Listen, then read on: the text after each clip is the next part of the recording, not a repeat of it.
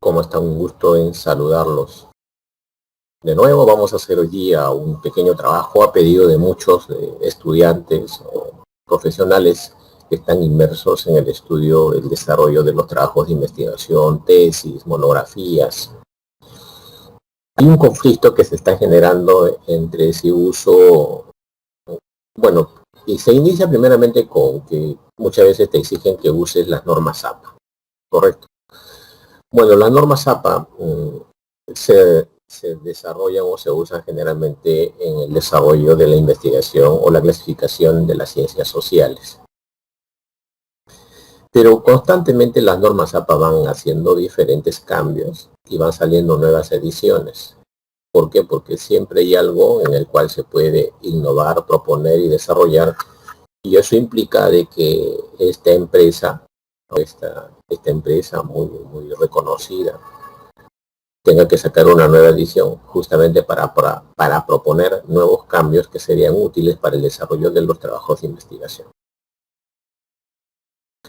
Entonces, cuando uno desarrolla una investigación, uno se pregunta si utilizó qué versión, la versión 5, la versión 6, la versión 7.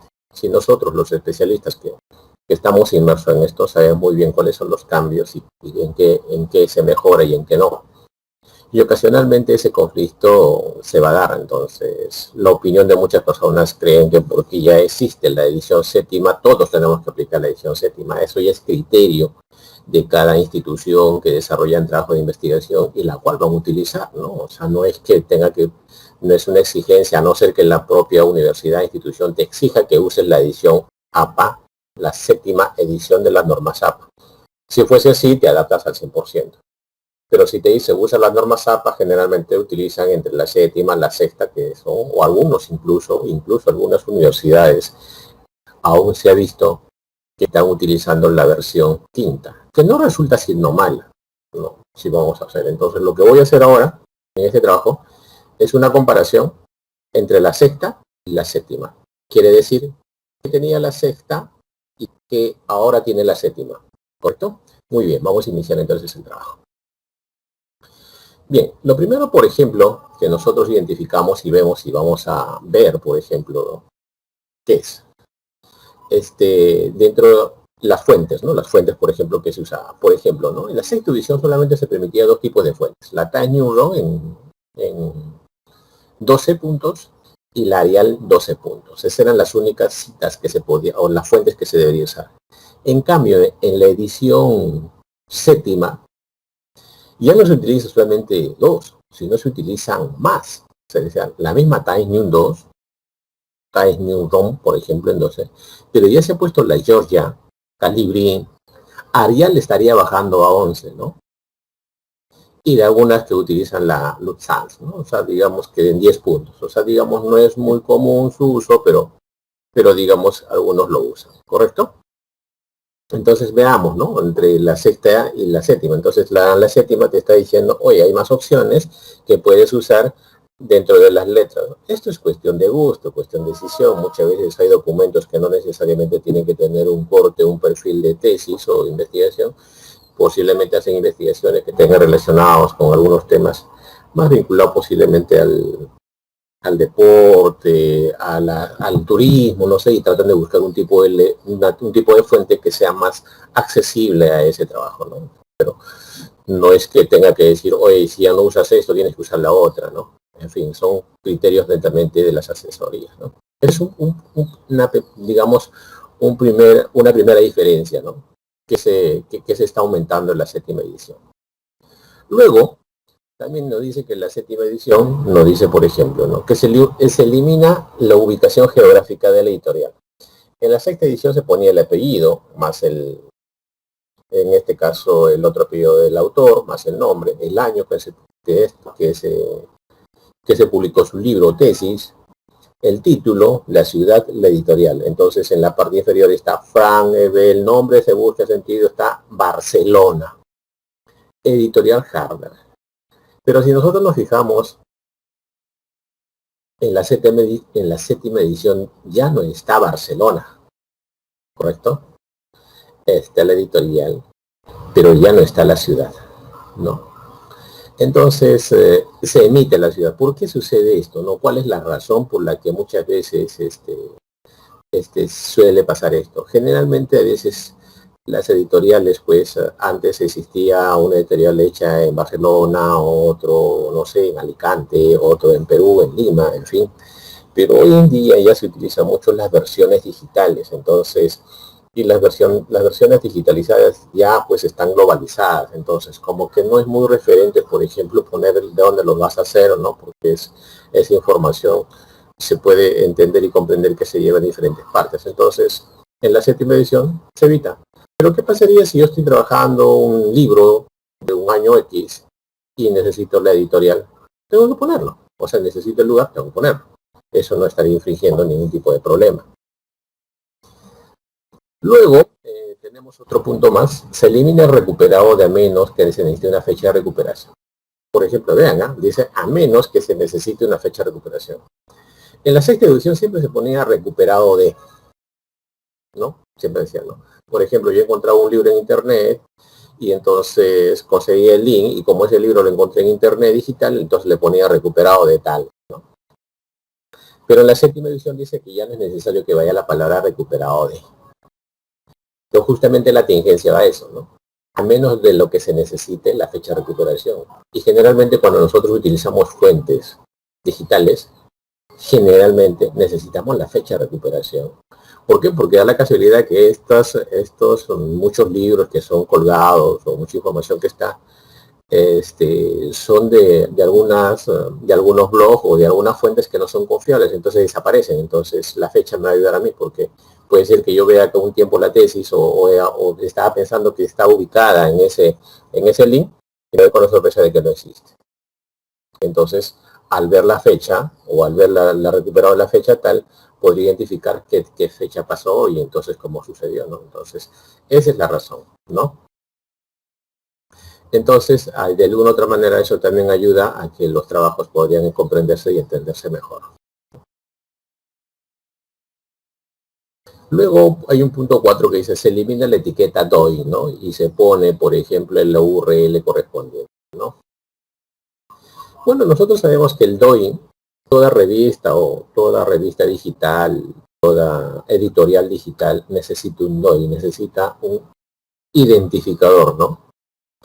Digital Object Identifier nos ayuda a identificarnos digitalmente, que tiene. Entonces siempre cuando nosotros desarrollamos pues, los artículos de investigación o estamos desarrollando una tesis, cuando solemos sacar un artículo científico de una revista indexada, nos exigen que también vaya el DOI, ¿no?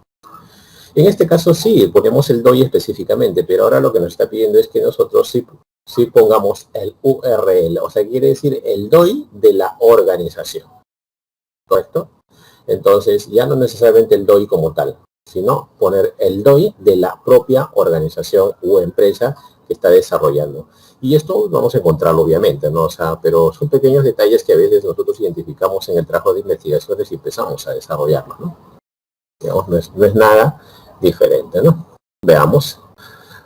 Tenemos otra, ¿no? Se elimina el formato plataforma o dispositivo de los libros electrónicos. Esto es, indudablemente, cuando tenemos la sexta edición, en lo correcto era que va al título, la versión, recuperado y la URL, ¿no? En este caso, ya para los, si ya yo voy a tomar un libro electrónico, ya no hay necesidad de ponerlos todo lo que nos piden, sino simplemente ya ponemos de frente todo lo que nos piden, ¿no? Digamos, en la séptima edición. Ya no es que vengamos digamos, a desarrollar otro tipo de, digamos, de formas de comprender y desarrollar el trabajo, simplemente ya se hace de frente, ¿no? La palabra recuperado y eso ya no va tampoco, ¿no? En la versión, en la séptima edición, ¿no? Eso es lo que se está obviando, ¿no? En los libros electrónicos cuando yo no lo necesito tener, ¿no? Entonces yo tengo un libro electrónico, no hay necesidad que le ponga recuperado de, simplemente termino de escribir el nombre, el título, ¿no? ¿Sí? La editorial, y ya está, y la URL del libro de donde yo lo estoy logrando conseguir. En el punto 6 se incluye hasta 20 autores, ¿no? Este es importantísimo, ¿por qué? Porque si nosotros recordamos en la sexta edición, lo máximo que nos permitían citar era 7 autores. Entonces, ¿qué pasaba cuando encontramos un trabajo que tenía más de 7 autores? Entonces, si era más de 7 autores, se mencionaban los 6 primeros y se agregaban los 3 puntos y mencionaba el último autor, ¿no? Ese era lo común.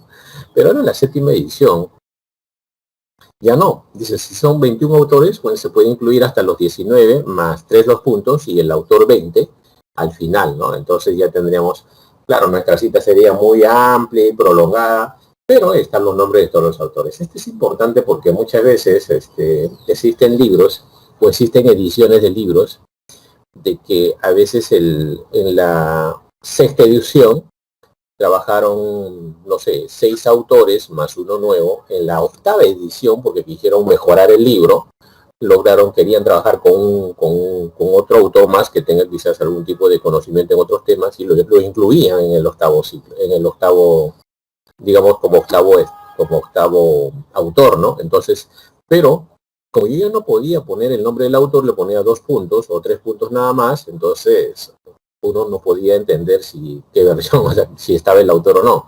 Entonces, a incluir estos 21, o los 20, perdón, entonces automáticamente ya puedo incluir la mayoría, ¿no? Que haya algún tipo de investigación que sea más grande, más de 20 autores, es un poco difícil, desde que las hay, pero ya es un poco difícil. Entonces esto nos da la oportunidad de que se pueden nombrar a todos los autores que verdaderamente desarrollaron el libro. Esto es importante, ¿no? Eso siempre tengan en cuenta este punto, ¿no? La inclusión de más de 20 autores en las citas. La séptima edición también es importante, ¿no? Este es por qué, porque generalmente en las citas, en el texto con trabajos de 3 o más autores, ahora se puede cortar desde la primera mención con et al. ¿Qué significa et al, no? Y ellos, ¿correcto? Entonces, en la sexta edición siempre se recomendaba que si yo tenía más de 3 autores, las primeras citas, o sea, la primera cita que se iba a tomar de este texto, se pongan los 3 autores o los 5 autores, ¿correcto? Pero ya la siguiente, si se volvía a tomar al mismo autor y se volvía a trabajar con el mismo antecedente, ya podías trabajar, por ejemplo, poniendo el primer apellido del primer autor más esta mención de et al. Y obviamente el año correspondiente de la publicación del libro o la tesis o el documento digital, ¿no? Entonces, esto sucedía, ¿no? Entonces, pero ahora no, en la séptima edición ya no hay necesidad de nombrar a todos ellos, o sea, digamos, de poner digamos, la primera completa, sino ya desde el inicio, tú puedes, ya trabajar con la mención et al. O sea, vayamos, ¿no? O sea, no hay necesidad de hacerlo desde antes, sino ya se hace desde el inicio. Digamos que esto es importante saber porque a veces yo estoy desarrollando, estoy haciendo una revisión de un artículo científico o estoy haciendo la revisión de una tesis y digo, oye, pero ¿qué versión estás trabajando? Entonces, cuando no existe una versión, yo trato de tomar la mejor, ¿no? Porque de alguna otra manera son válidos los trabajos que se van a mostrar, no es que sea inválido, ¿no? A no ser que te digan simplemente trabaja con la séptima edición, ¿sí? A no ser específico, ¿no? Entonces, algunos puntos importantes sobre la lista de referencias. Como dice, se comienza con una página nueva después del texto, pero antes de las tablas, figuras y apéndices. La hoja se titula referencias, la primera letra con mayúscula, todo en negrita y el texto centrado. Eso es importante, por ejemplo, ¿no? La lista de referencias completas deben tener un interlineado a doble espacio. Todas las referencias deben tener una sangría de 0,5 pulgadas, o sea, 1.27 a partir de la segunda línea renglón, o renglón, ¿no? Todo trabajo citado en el texto tiene que estar citado en la lista de referencias y viceversa. Las referencias deben estar organizadas en orden alfabético, eso es importante. Los URL deben estar habilitados con hipervínculos para poder darles clic en directo en la fuente. Esto es algo que ya no hay necesidad de sacar o quitar, como dice la fuente, el hipervínculo a las citas, ¿no? Si está así, perfecto, que se genere, que esté habilitado el hipervínculo, cosa que cuando yo voy a revisar este documento digital, automáticamente pueda cliquear en la cita y me lleve realmente a la cita correcta, ¿no? Y finalmente el apartado o la carátula, o como queramos llamarlo nosotros, para una tesis, tiene esa característica, ¿no? Primeramente el número en la parte superior, eso sí es parte de la séptima edición, que los números van en la parte superior. En este caso ya no se borra el número, se visualiza desde el inicio. Otro es que el título del documento debe estar en la cita, según citar en APA, un proceso sencillo, ¿no? Autor, afiliación, curso, profesor, fecha de entrega y todo esto. Todo esto es importante lo que dicen las normas APA, pero es más importante que se trabaje de acuerdo a la normativa de la institución a la cual uno está trabajando, ¿correcto? No es que todas se estén utilizando. Y la pregunta dicen, ¿pero por qué si existe una nueva versión? Lo que sucede es que muchas instituciones tienen sus propios principios elementales de desarrollar metodológicamente las investigaciones, libros y artículos, ¿no? O sea, cada quien es así, tiene sus propios criterios académicos para aplicarlos. Entonces es importante siempre que para desarrollar este tipo de trabajo es que la persona interesada en la institución o para publicar un libro coordine, pregunte o solicite las normas o los principios elementales para que la persona responsable en este caso o la institución le diga, ¿sabes qué? Si nosotros trabajamos con la última versión APA o hacemos un trabajo diferente, entonces uno ya va aclarando y no va haciendo comentarios que los cuales muchas veces uno puede decir, oye, pero no es así, ¿no? Entonces yo espero que vean que en conciso, esos son los más importantes elementos que se dejó de usar o se dejó en la versión sexta y pasamos a la versión séptima. Que eso, la versión séptima se trajo en el año 2019. Puede ser que para el año 2020, posiblemente no, para el año 2021 haya una versión, una edición 8, posiblemente con algunos cambios. No olvidemos de que el sistema hoy en día de las investigaciones y la utilización de toda la información se está volviendo totalmente digital. Entonces, existen ya muchos centros o muchas universidades o centros o bibliotecas nacionales que ya no tienen, digamos, libros físicos, sino son libros digitales. Entonces, muchos incluso son bibliotecas digitales internacionales globalizadas y uno se puede suscribir y puedes tener acceso a todos los libros que uno quiera. Entonces, ya no, yo lo veo con una perspectiva de que no va a ser muy común el uso, digamos, de las bibliotecas físicas, a no ser que sean centros de lectura, que podrían ser a través de un computador, pero ya no va a haber mucho esto, entonces con eso se estaría cambiando algunos puntos más importantes dentro de la investigación, dentro de los artículos, dentro de los libros, dentro de las tesis, entre todo esto, y obviamente estas normas siempre tienen que estar, digamos, estas normas tienen que estar siempre pensando prospectivamente para que de alguna otra manera no tengan que siempre mantenerse bajo los mismos principios, ¿no? Entonces, espero que este trabajo les haya sido de mucha utilidad y lo puedan trabajar de ahora en adelante si gustan, o les puede servir como referencia para sus trabajos académicos.